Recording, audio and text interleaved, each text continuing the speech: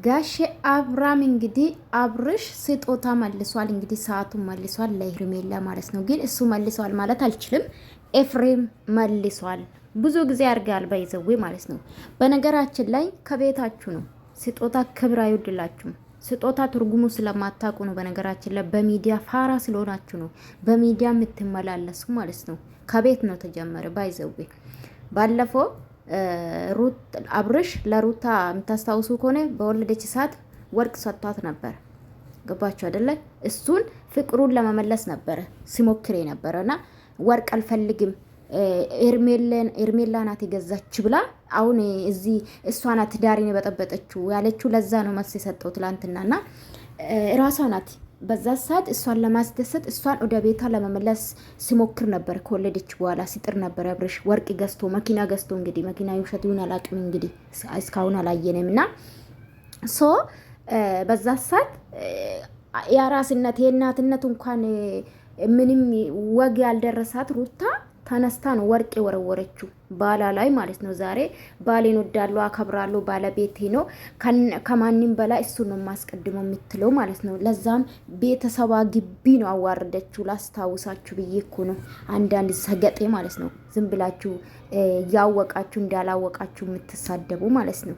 እኔ ምንም የሚያቃጥለን እግዚአብሔር ምስክሬን በአብርሽና በሩታ ህይወት ምንም ቅንጣታል የሚያቃጥለኝም ነገር የለም። ገባሽ አዳሚ? ኔቨር ኤቨር ምንድን ነው የምትሉት? መልካም መቃጠሉ እኔ ምን ቦጣኝ እንዴ? አስተያየት እሰጣለሁ። ከዛ ውጭ ከሆነ ቢዝነስ ነው የምሰራው። ገባቸው እንዴ? ከዛ ውጭ ምን ያቃጥለኛል? እኔ ውዶች እንዴ አብርሽ ያሳዝነኝ ነበረ። እኔ ስጀምር ከመጀመሪያም በቃ ያስመሰለ ነው ብያቸዋለሁ። ዋጡ አብርሽ የምትወዱትም ያስመሰለ ነው ውዶቼ። የውላችሁ ዝም ብሎ አንድ ነገር ልንገራችሁ። አብርሽና ሩታ ዝም ብሎ አንድ ላይ ከሆኑ ልንገራችሁ፣ ህዝቡ ድራማ የተሰራ ነበረ። ህዝቡ ይገለበጥባቸዋል። ሶ ይሄን አይዳይ ነው መጡት። በቃ ከኤርሜላ ጋርም ሲሰሩ ድራማ ነው ሳስበው፣ የእውነት አይመስለኝም። ዋጡት ከቻላችሁ ማለት ነውና ምን ልላችሁ ፈልጌ መሰላችሁ? በጣም ስለምጣደፍ ነው በነገራችን ላይ ስራ አለብኝና ኤፍሬም የሚባል ማለት ነው። አንተ ኮተታም ማለት ነው። ባለፈው ብሩኬና ሀይሚ መሀል ስትገባ ማለት ነው ለሴት ልጅ ክብር አለኝ እህት አለችኝ እህት እንድትበደል እንድትከፋ አልፈልግም አላልክም? አንተ ስታወራ ስታስጠላ። ያንቺ ትርክ ምርክ አይባልም። ስጦታ ትልቅ ዋጋ አለው። ባይዘዊ ስለ ስጦታ አታውቁም፣ አልተማራችሁም እኮ። ለዚህ ነው እድሜ ለለምለም ዩቱብ ላይ አመጣቻቸው። ከዛ በኋላ እናንተ ቢያንስ እኮ የሰው ልጅ ልንገራችሁ እየሰራ ከጎን ይማራል። እናንተ ግን ቪዲዮ ትለቃላችሁ፣ ከዛ ትተኛላችሁ። ማታ ከሌሊቱ 10 ሰዓት ትተኛላችሁ፣ ጠዋት 6 ሰዓት 7 ሰዓት ትነሳላችሁ፣ ቪዲዮ ትቀረጻላችሁ። ከዛ ትምህርት የለም፣ ተጨማሪ ስራ እንኳን አሰሩ። በሰራችሁ ወደ ስራ አትቀይሩም። ምንም እኮ አልተማራችሁም። ባይዘው ምንም አታውቁም። ልንገርክ ብዬ ነው። አንተ በተለይ ዶፋ ማለት ነው ኤፍሬም የምትባለው ሁለቱን አንድ ላይ ማረግ ትችላለህ። መፍትክ ነው አብርሽና ሩታ አንድ ላይ ማረግ መፍታለክ ቤተሰብ እስከሆንክ ድረስ። ግን ንግግርን አስተካከል። ዝም ብለ እንደ ገጠር ጭቃ እንዴት ነው ቤት ሲለጠፍ ዝም ብለ ነው የሚለጠፈው? እንዴት ነው እሷ አክብራ ወዳ ስጦታ ሩታ እኮ አሰጠችን። ባይዘው ይሄ ሰዓት አታውቅም እንዴ?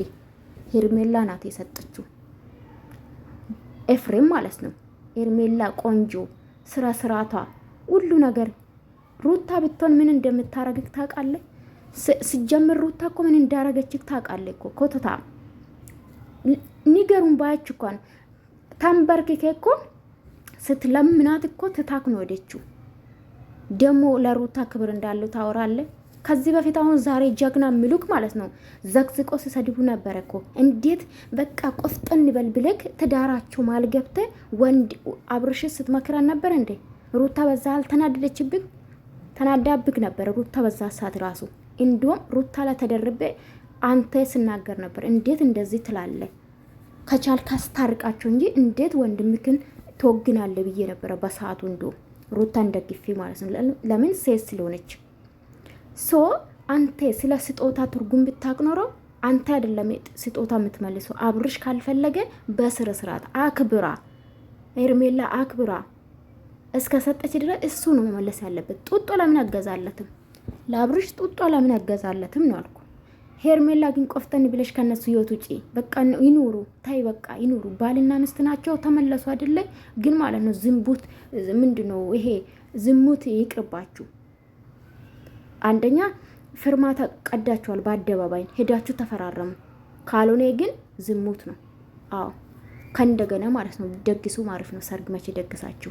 የአረብ ሀገር ልጆች ነው ደግሱ ይዳራችሁ። አብርሽዬ ማለት ነው ከተመቸክ ይመች፣ ከሩታ ጋር ልጅን አሳድግ። እኔ ቅሬታ አለብኝም፣ ከበፊቱም ደጋፊ አይደለሁም።